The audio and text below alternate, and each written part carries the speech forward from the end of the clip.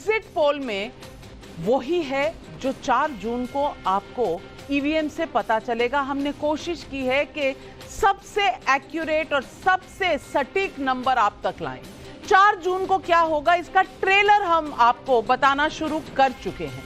नव भारत पर आप अब तक के दूसरे सबसे लंबे चुनाव की सटीक भविष्यवाणी शाम 5 बजे से देख रहे हैं।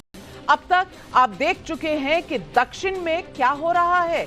हम आपको उत्तराखंड, हिमाचल, मध्य प्रदेश, जम्मू कश्मीर, नॉर्थ ईस्ट, केंद्र शासित प्रदेशों यानी कि यूनियन टेरिटरीज, गुजरात, छत्तीसगढ़ और झारखंड के नतीजे भी बता चुके हैं। अब तक हमारे एग्जिट पोल में 243 सीटों के रुझान आ चुके हैं। एनडीए 150 सीटों पर और इंडी अलायंस लगभग 69 सीटों पर है और अन्य 24 सीटों पर बढ़त बनाते हुए नजर आ रहे हैं। अब जो आंकड़ा है 272 का, उसके सबसे ज्यादा नजदीक कौन है ये आप ऊपर नंबरों में देख सकते हैं। बारी अब उत्तर प्रदेश की है। 2024 के चुनाव का असली रोमांच अभी बाकी है। यूपी का नतीजा तो बताएंगे ही कि 4 जून को तूफान आ रहा है या हवा टाइट हो रही है। लेकिन एग्जिट पोल के आगे के नतीजे बताने से पहले मैं आपको बता दूं कि आज इंडी अलायंस ने भी अपना आंकड़ा बता दिया है। कांग्रेस अध्यक्ष मल्लिकार्जुन खड़गे ने घर पर हुई बैठक के बाद इंडिया अलायंस ने दावा किया कि उनकी 295 सीटें आ रही हैं। ऐसा सारे लीडरों ने बैठकर अपने आंकड़े तय किए। लेकिन क्या मोदी के 400 पार के दावे के आगे इंडिया अलायंस की 295 सीटें टिक पाएंगी? यूपी का नतीजा बताने के साथ साथ मैं ये भी बताने वाली हूं कि महाराष्ट्र में क्या कुछ बड़ा उलटफेर होने वाला है। पंजाब में केजरीवाल फैक्टर कितना असरदार है और हरियाणा में क्या होगा, क्या बीजेपी को नुकसान होने जा रहा है, ये सब कुछ ही मिनटों में आप जानेंगे। और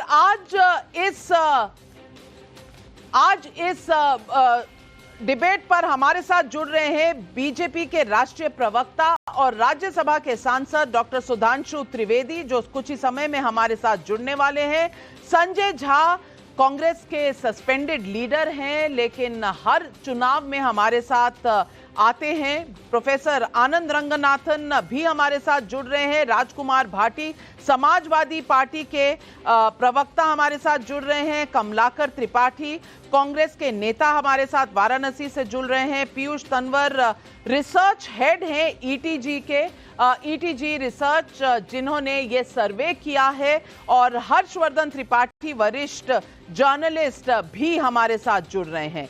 तो इससे पहले कि हम कुछ भी आगे कहें, चलते हैं उत्तर प्रदेश के नंबरों की तरफ। और उत्तर प्रदेश के नंबर इस स्क्रीन पर आने वाले हैं। उत्तर प्रदेश के रुझान किस तरफ जा रहे हैं, एनडीए को कितनी सीटें आने वाली हैं, ये देखिए।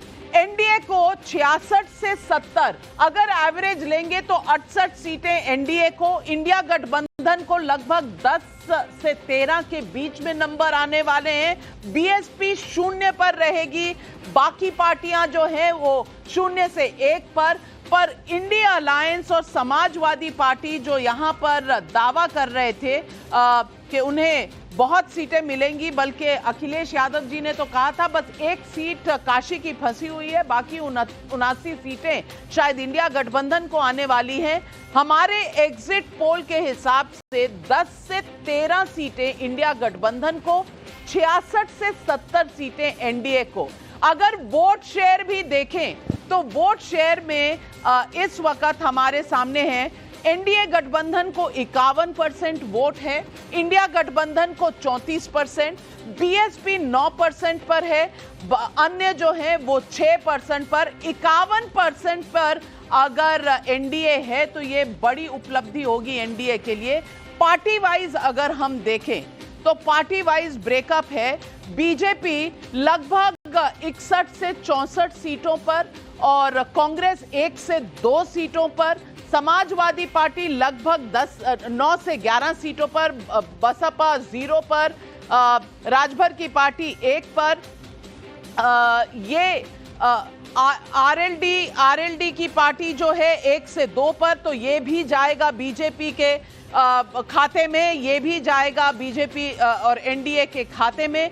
और पार्टी वोट शेयर अगर देखें तो समाजवादी पार्टी 30% पर, कांग्रेस 4% पर, 47% पर बीजेपी नजर आ रही है। बीएसपी का वोट घट के 9% पर, आरएलडी 1% पर, अपना दल 1% पर और निषाद पार्टी 1% पर। तृणमूल कांग्रेस भी चंदौली की सीट लड़ी थी, शायद खाता नहीं खुलेगा वहां पर, और अन्य 6% पर। ये पिछले 3 चुनावों का कंपैरिजन अगर हम देखें तो 2014 में 71 बीजेपी की सीटें एग्जिट पोल में थी, 62 सीटें 2019 में, 64 सीटें इस बार आने की अनुमान है बीजेपी का। समाजवादी पार्टी 5 सीटें जीती थी पिछले दोनों चुनावों में, इस बार 10 सीटों तक जाने का अनुमान है। कांग्रेस 2 पर थी, 1 पर आ गई, इस बार भी 1 जीतने वाली है।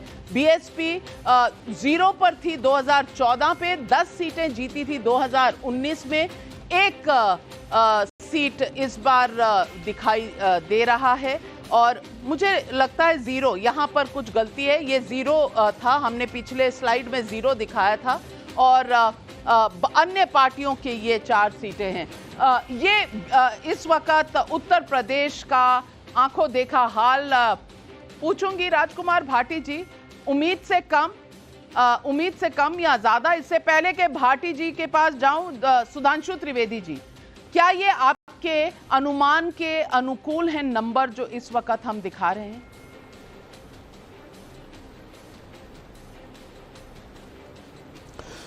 देखिए, जो आपका सर्वेक्षण दिखा रहा है, मैं मानता हूं कि एग्जिट पोल दिशा सही दिखा रहा है, मगर गंतव्य में हमारा अनुमान और आपका अनुमान अलग है। Means the direction seems to be correct but the destination is different हमारे और आपके ओपिनियन में। उदाहरण के लिए, अगर हम इसमें पूरे स्टैटिस्टिकल में परसेंटेज ऑफ वोट में 3% का स्टैंडर्ड मार्जिन ऑफ एरर माने तो 10% के आसपास सीटों का वेरिएशन आता है। तो अगर आप उत्तर प्रदेश में जो 64 + 2 66 सीटें दिखा रहे हैं, 10% हमारे खिलाफ जाए तो 60 है, और 10% हमारे पक्ष में जाए तो हम 73 के आसपास पहुंचते हैं। तो हमारा यह अनुमान है कि ये 10% हमारे पक्ष में जाएगा तो हम 72-73 सीटों से ऊपर पहुंचेंगे, यानी हम 75 क्रॉस करने चाहिए, और हमारा लक्ष्य तो 80 का था। आपके सर्वेक्षण को यदि माने तो हम ऑन द पॉजिटिव साइड ये मानते हैं कि हम 75 पहुंचने चाहिए। मैं पीयूष तंवर जी आपसे पूछूंगी, आपने ये चुनाव का जो सर्वे किया है, एग्जिट पोल, यूपी में आपको क्या लगा ऑन द ग्राउंड? क्योंकि बहुत से लोगों ने कहा कि अरे भाई काडर बाहर नहीं निकला, बड़ा एंगर है वहां पर, लोग नाराज हैं, ये वो, कम से कम इंडिया गठबंधन ने ऐसे कई नैरेटिव बनाने की कोशिश की। मैं आपसे पूछना चाहती हूं कि ग्राउंड पर आपको क्या दिखा? देखिए नाविका जी, पहले तो मैं यूपी का बताता हूँ। यूपी का हम सभी को मालूम है कि जो वहाँ की जो पॉलिटिक्स है बहुत ही इंटरेस्टिंग पॉलिटिक्स है। लेकिन दूसरा मैं यूपी में ये कहूँगा कि जो सबसे बड़ा फैक्टर काम किया है बीजेपी के फेवर में, वो है मायावती जी का इंडिया गठबंधन नहीं आना। क्योंकि उनका जो एससी वोटर है वो उनके पास लगभग 11% के करीब जाटव है, उनके पास जो एससी वोटर है, उनका लॉयल वोटर वो रहा है। अगर मैं आप यूपी में कहूँ तो 80 में से 15 से 20 सीटें ऐसी थी जहां पे मैं अगर मुस्लिम, यादव और अगर एससी का वोट में ऐड कर दूं तो 50 से 55% हो जाता है। तो अगर मायावती जी आ जाते तो वहां पे कहानी जो है वो अलग होती। लेकिन मायावती जी नहीं आए हैं, तो जो वहां पे जो सबसे बड़ा हमने देखा है वो है आपका मुस्लिम और यादव का कंसोलिडेशन। लेकिन उसी के अपने काउंटर में जो दूसरी जातियां हैं वो बीजेपी के एनडीए के साथ हो गई है, तो उसका कंसोलिडेशन हो गया, इसलिए जो है एनडीए वहां पे ज्यादा देखने को मिला है। कमलाकर त्रिपाठी जी, कहीं ना कहीं खामियाजा कांग्रेस का होता है, इसलिए कि जमीन पर काडर समाप्त हो चुका है उत्तर प्रदेश में। रायबरेली में ही थोड़ा बहुत रह गया है, या अमेठी में, बाकी जगह तो कांग्रेस का काडर खत्म हो चुका है। और कहीं ना कहीं इसी वजह से कांग्रेस एक लायबिलिटी बन जाती है किसी भी अलायंस पार्टनर के लिए, और इस बार भी समाजवादी पार्टी के लिए एक लायबिलिटी बनकर रह गई कांग्रेस पार्टी। कम से कम जो रुझान एग्जिट पोल में आ रहे हैं उससे तो यही नजर आ रहा है।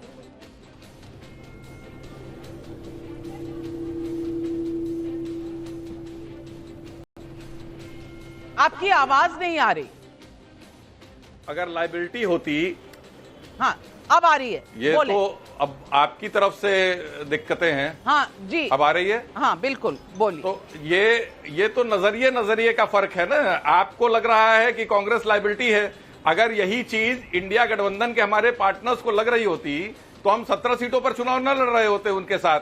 दूसरी चीज आपको बता दूं, आज के समय में यूपी में खासकर और पूरे देश भर में राहुल जी के और इंडिया अलायंस के और कांग्रेस ने जो अपने मैनिफेस्टो जारी किया और जो नौजवानों को स्टाइपेंड 1 लाख रुपया, महिलाओं को, इन सारी चीजों का एक बड़ा फर्क पड़ा है।